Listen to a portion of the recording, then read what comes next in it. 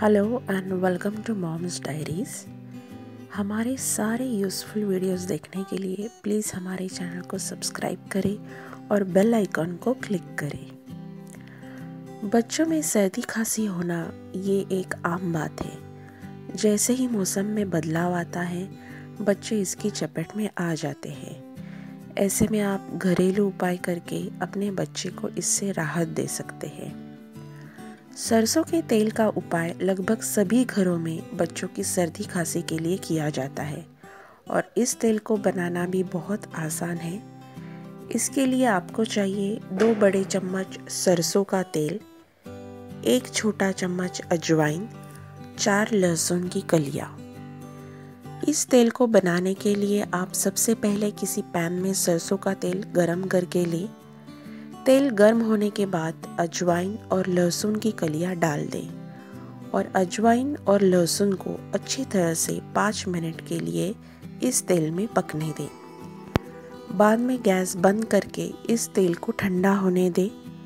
ये मिक्सचर ठंडा हो जाने के बाद एक बॉटल में भर के रखें और जब चाहे इस तेल का उपयोग करें। जितना हो सके उतना कम क्वांटिटी में ही ये तेल बना के रखें।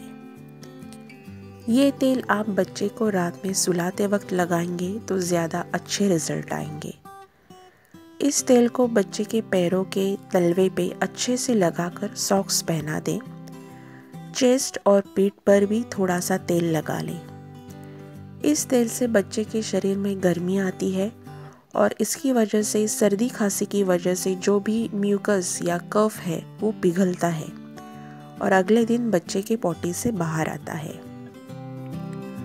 जिन बच्चों को बार बार सर्दी खांसी होती है उनको ये तेल आप रोज़ाना लगा सकते हैं। सर्दियों के मौसम में भी आप इसे रोज़ाना बच्चे के पैरों के तलवे पे लगाएंगे तो बच्चे को गर्माहट मिलेगी और वो रात भर अच्छी नींद ले पाएगा।